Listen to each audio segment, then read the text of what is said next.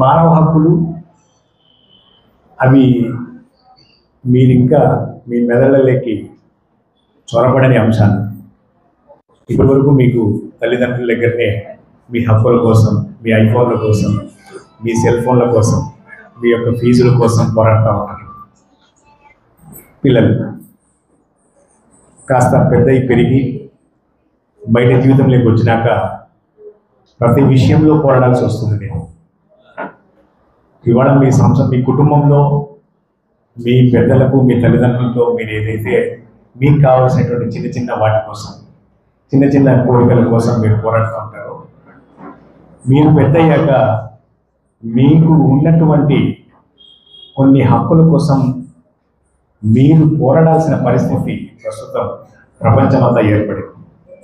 మొట్టమొదట ఈ human rights అనేటువంటి ఒక వ్యవస్థ ప్రజల్లో ఆలోచించే విధానానికి దారితీసింది. ఈ ఫ్రెంచ్ రెవల్యూషన్ 18th సెంచరీలో, అంటే 1800 సంవత్సరాల్లో జరిగింది. ఆ తర్వాత అమెరికన్ రెవల్యూషన్, రష్యన్ రెవల్యూషన్, శ్రీకాకుళాంధ్ర ఉద్యమం, రైతాంగ ఉద్యమం. అప్పట్లో మీడియా అంత హుషారుగా లేదు కాబట్టి స్లోగా ఇయర్స్ టుగెదర్లో ఈ విప్లవాలన్నీ వచ్చి ప్రజలకు ప్రశ్నించే హక్కు, ప్రశ్నించే గుణం మొదలైంది. మీరందరూ కూడా ఈ యొక్క హ్యూమన్ రైట్స్ గురించి కంటే తెలుసుకునే ముందు ప్రశ్నించే గుణాన్ని తెలుసుకోవాలి. పిడికిలి బిగించే గుణాన్ని మీరు అలవాటు చేసుకోవాలి. మీకు అన్యాయం అని అనిపించిన ప్రతి విషయాన్ని మీకు అలా అన్యాయం కలిగిస్తున్న వారిని ప్రశ్నించేందుకు మీరంతా కూడా మానసికంగా సిద్ధం కావాలి. లోకా సంస్థ హ్యూమన్ రైట్స్ నరసింహులు గారు పెట్టడం చాలా గొప్ప విషయం. మీరు ఒక్కొక్కరు కనీసం అంటే 10 మందికి ఈ హ్యూమన్ రైట్స్ గురించి చెప్పగలగాలి. మా నెక్స్ట్ ప్రోగ్రాంలో మిమ్మల్ని ఈ స్టేజ్ పైన కూర్చోబెట్టి మీరు హ్యూమన్ రైట్స్ గురించి చెప్పేటువంటి శక్తి మీకు రావాలని నేను పదే కోరుకుంటున్నాను. ఈ ఇంటర్నేషనల్ హ్యూమన్ రైట్స్ డే శుభాకాంక్షలు. ఈ స్కూల్లో పెట్టేదానికి ముఖ్య కారణం ఏంటి అంటే, పిల్లలు రైట్స్ను మనం చాలా వైలేట్ చేసేది చూస్తూ ఉన్నాం.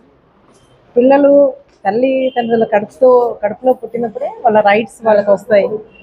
ఆ రైట్ టు ఎడ్యుకేషన్ అనేది మన ఆర్టికల్ 21 కింద ఉంటుంది. పిల్లలందరికీ ఒకే స్కూళ్ళల్లో చదివించాల్సిన బాధ్యత గవర్నమెంట్కి ఉంటుంది.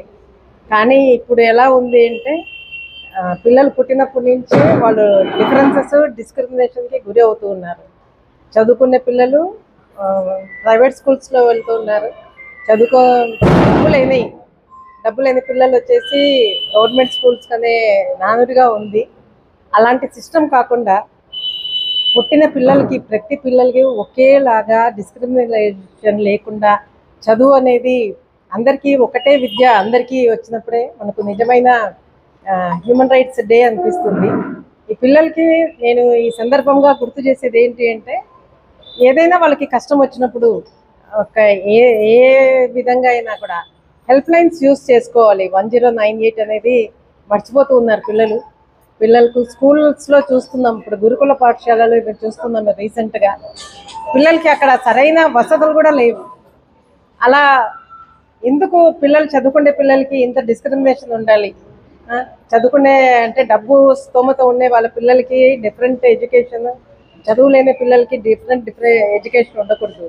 సో పిల్లలకి వాళ్ళ రైట్స్ ఏంటివి అని తెలుసుకునే దానికోసమే ఈ హ్యూమన్ రైట్స్ సందర్భంగా స్కూల్లో పెట్టడానికి ముఖ్య కారణం. ఈరోజు ఈ అవకాశం ఇచ్చిన మా చైర్మన్ గారికి, మా LHRPCL కుటుంబ సభ్యులు అందరికి కూడా నేను మరీ ధన్యవాదాలు చెప్తున్నాను.